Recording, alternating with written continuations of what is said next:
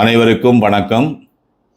Hyper acidity, அதாவது ஜீரண மண்டலத்தின் உயரிய ஒரு அமிலத்தன்மை ஏற்படுவது. அதனால் நமக்கு அந்த நெஞ்செரிச்சல், வாயில் வித்தியாசமான ஒரு டேஸ்ட் இருக்கும், வயிற்றெரிச்சல் இருக்கும், அப்பப்போ அந்த எடுத்துக்கிட்டு வரும், எரிச்சல் வரும். இதுதான் இந்த ஹைப்பர் அசிடிட்டின்னு சொல்கிறோம் இல்லையா. இதில் நிறைய பேர் சஃபர் ஆகுறாங்க. அது ஏன்னா டைமுக்கு சாப்பிட்றது கிடையாது, சரியாக சாப்பிட்றது கிடையாது, அந்த மாதிரி இர்ரெகுலர் ஃபுட்டு, தேவையில்லாத உணவுப் பொருட்கள், ஜங்க் ஃபுட் அதிகமாக சாப்பிட்றது, அது நிறைய காரணம் இருக்குது. இப்போ அந்த மாதிரி ஹைப்பர் அசிடிட்டி நமக்கு வந்துடுச்சு. இதுக்கு நம்ம வெறும் இந்த ஆன்டாசிட்னு போகிறோம்.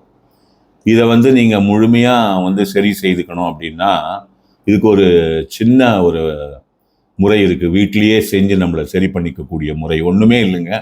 இப்போ சீசனு, அந்த மாம்பழம் சாப்பிட்ட அப்புறமா அந்த மாங்கொட்டையில் உடைச்சி அது உள்ளே இருக்கிற அந்த பருப்பு இருக்கும், வெள்ளையாக இருக்கும், அதை எடுத்துங்க. அந்த பருப்பு மட்டும்தான் வேணும், அந்த ஷெல் இல்லை.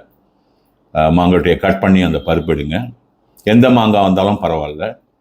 அந்த பருப்பு எடுத்து ஒரு 200 கிராம் பொடியாக கட் பண்ணி, மணத்தக்காளி சாறு எடுங்க, ஒரு 200 ml மேலே.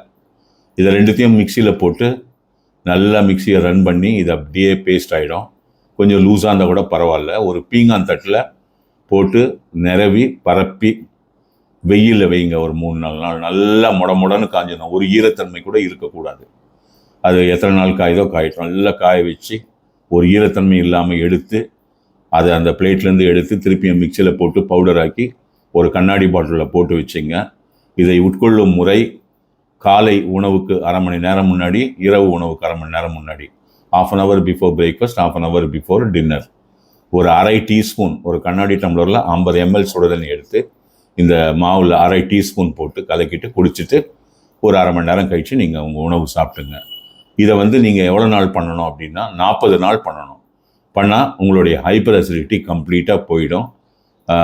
இதை நீங்கள் தாராளமாக பண்ணலாம். இது ஒரு எளிய முறை. இந்த ஆன்டாசிட் போடுறதெல்லாம் நம்ம அவாய்ட் பண்ண முடியும்.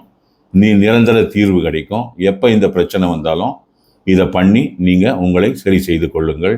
இதை விட்டு சென்ற நம் முன்னோர்களுக்கு நாம் தலை வணங்குவோம். நன்றி, வணக்கம்.